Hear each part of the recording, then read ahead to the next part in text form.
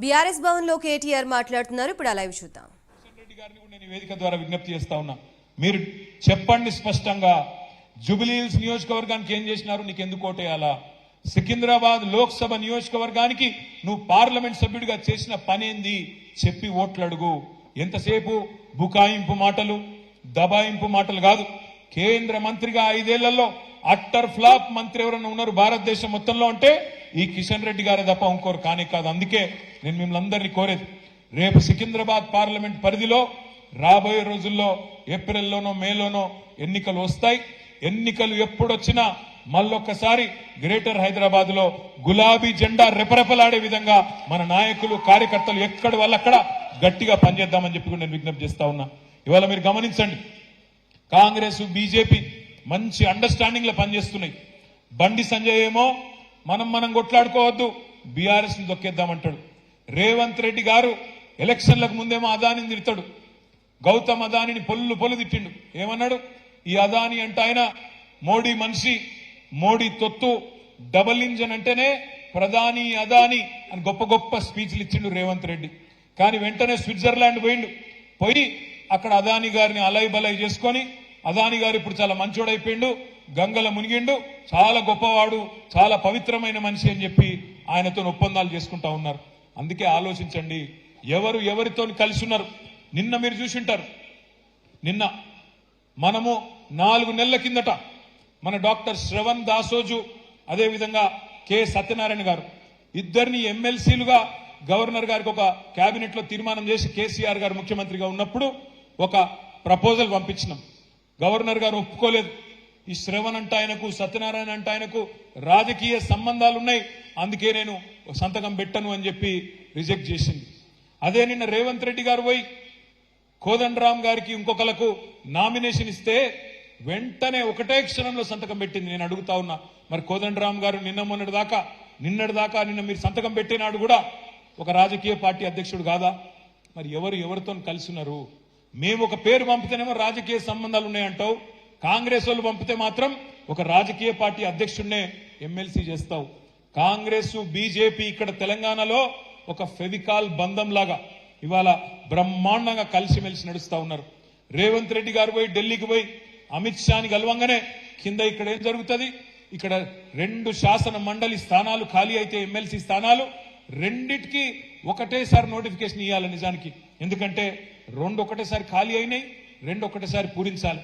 కానీ 2 ఒకటేసారి పూరిస్తే ఒకటి కాంగ్రెస్కి వస్తుంది, ఒకటి బీఆర్ఎస్కి వస్తుంది. అందుకే 2 అలగలగ ఎన్నికలు పెట్టి ఒక అండర్స్టాండింగ్ లో కాంగ్రెస్ బీజేపీ 2 కూడా ఇక్కడ కాంగ్రెస్కి వచ్చేటట్టు సహకరిస్తా ఉన్నాయి. దానికి పరోపకార సహాయం ఏంది అంటే కాంగ్రెస్ వైపు నుంచి కరీంనగర్ లో, నిజామాబాద్ లో, ఆదిలాబాద్ లో ఎక్కడైతే ఇలా బీజేపీ ఎంపీలు ఉన్నారో సికింద్రాబాద్ లో ఇక్కడ డమ్మీ అభ్యర్థులను పెట్టి కాంగ్రెస్ పార్టీ వాళ్ళ గెలుపుకు సహకరించే విధంగా ఒక మ్యాచ్ ఫిక్సింగ్ చేసుకొని ఇద్దరు కలిసికట్టుగా పనిచేస్తా ఉన్నారు. దయచేసి నేను మిమ్మల్ని కోరేది, రేపటి రోజున మన గొంతు, తెలంగాణ గొంతు పార్లమెంట్ లో వినబడాలి అంటే మన గులాబీ జెండానే ఉండాలి. రేపు అక్కడ మోడీని నిలదీయాలి అంటే, బీజేపీని ఆపాలి అంటే కాంగ్రెస్ వల్ల కాదు.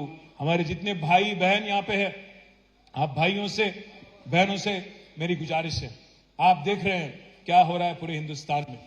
आज मुल्क में मोदी को अगर रोकना है, बीजेपी को अगर रोकना है, कांग्रेस से तो बात नहीं बनेगी.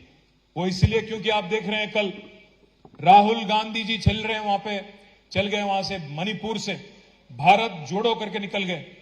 पर वहां पे जब वो भारत जोड़ो करके एक तरफ राहुल गांधी चल रहे हैं, दूसरे तरफ आज राहुल को छोड़ो करके उनके सारे अलायंस पार्टनर, इंडिया अलायंस के सारे पार्टनर निकल गए बाहर और खुद लड़ने की बात कर रहे हैं, अलग से लड़ने की बात कर रहे हैं. ये क्यों हो रहा है?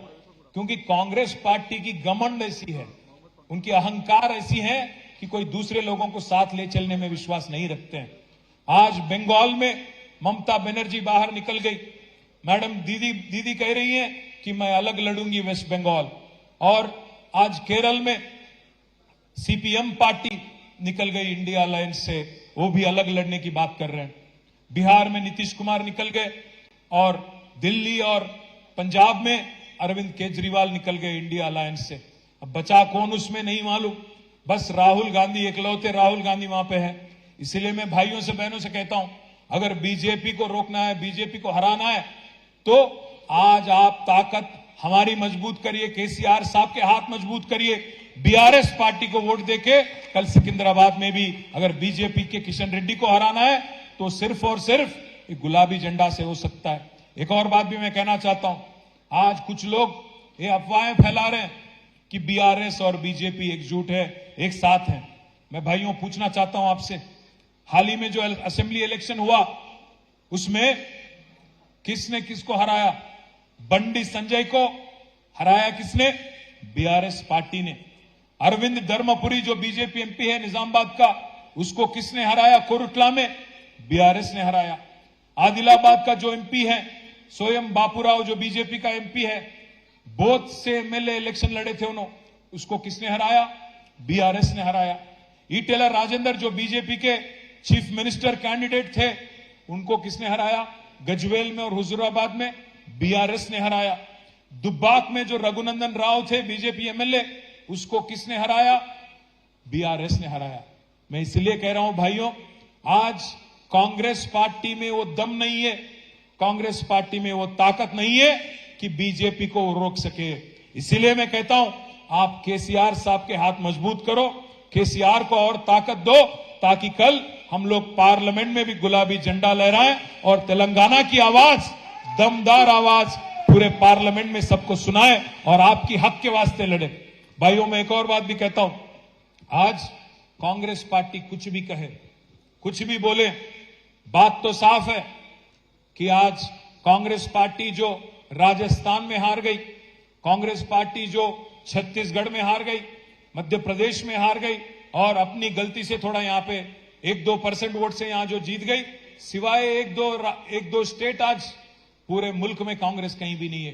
तो उनको अगर आप गलती से भी वोट दिए तो फिर फायदा होगा बीजेपी को, ये बात याद रखिए।